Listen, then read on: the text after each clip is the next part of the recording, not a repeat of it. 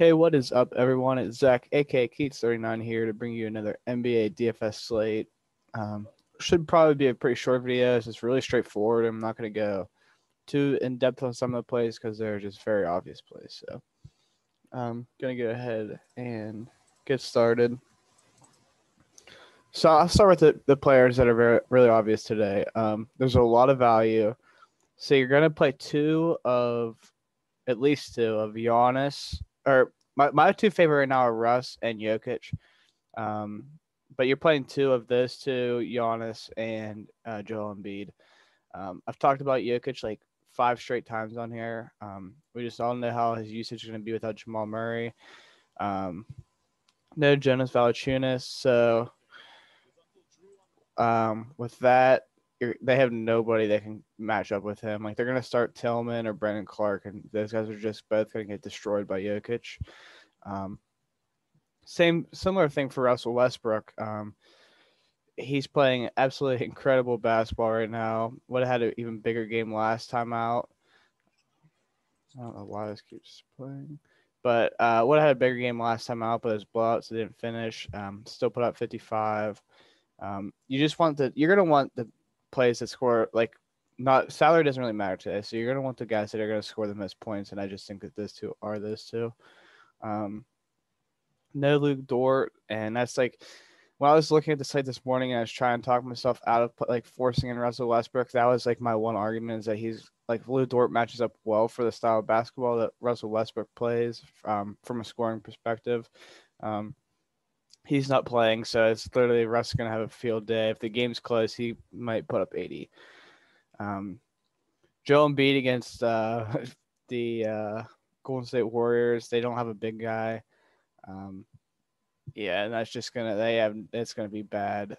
That's another one if the game stays close, which now there's no Tobias Harris, it looks like. So like that game could stay close. Unless if Steph misses, that'd be the one scare about it staying close.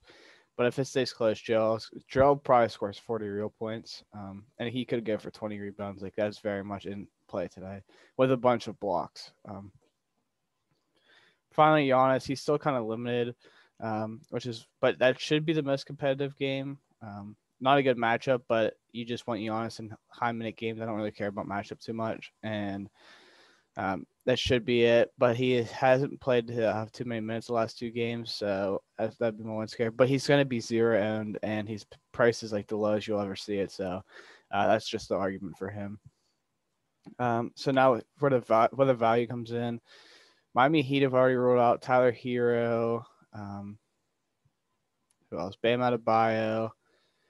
Looks like Goran came up late for injury. Like his whatchamacallit was literally like injury healing or something weird. So that just makes me think he's probably out. Jimmy Butler's questionable. And I told Gator this already. My prediction is that they just go full for the game tonight, let the young guys play.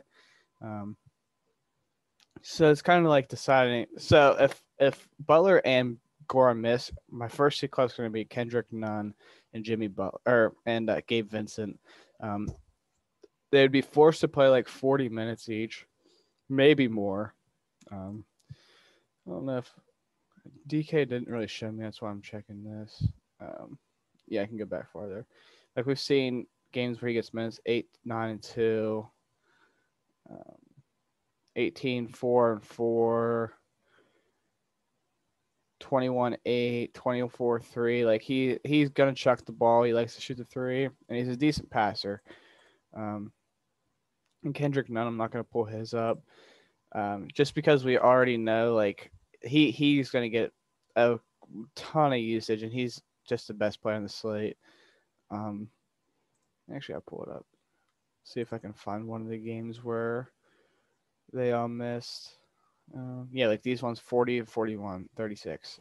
20 points, 9 assists, 5 boards, 27 points, 3 assists, 5 boards. Like, that's just the type of usage, 19-1. Not great, but it's still 5x easy.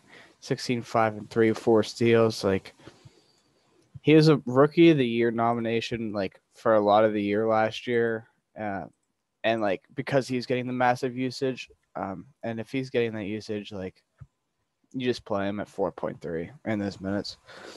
I need to sneeze. Yeah, excuse me. So then the last part is of this where it's tough. Luckily, I don't have too many plays that I'm too interested in from the earlier games, so I probably won't even. I'll just avoid them. But I will say the Pistons are very interesting. Let me. Is Plumlee out? I'm gonna guess he probably is because I know that. Yeah, no Mason Plumlee and Isaiah Stewart is priced at 5.2, so I think not a lock, but very, very solid play. Probably won't have him because of the. But as I was saying, Pistons, they have resting all their guys again. So guys like Sadiq Bey, Josh Jackson, Killian Hayes, all very much in play.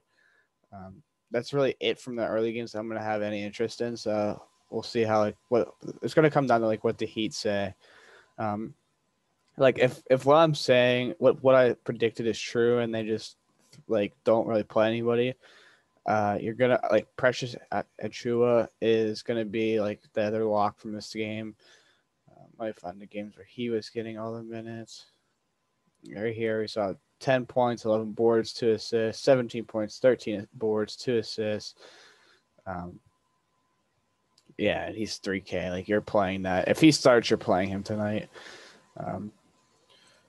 But the minutes might not be as great as they were last time out because now they have Dwayne Dedman and Bielitsa. Both of those guys. So if Jimmy plays him, I guess Dedman would start. If he doesn't, I think Precious starts. But we saw 10 and 10 from him last night, so like it's definitely like he's definitely very much a consideration at 3K. So yeah, that's gonna do it. As always, make sure to hit the like and subscribe button. We already have a ton of news. Make sure you get those Miami Heat news because that's going to be what decides the slate and wins all the GPPs tonight. So, yep, later.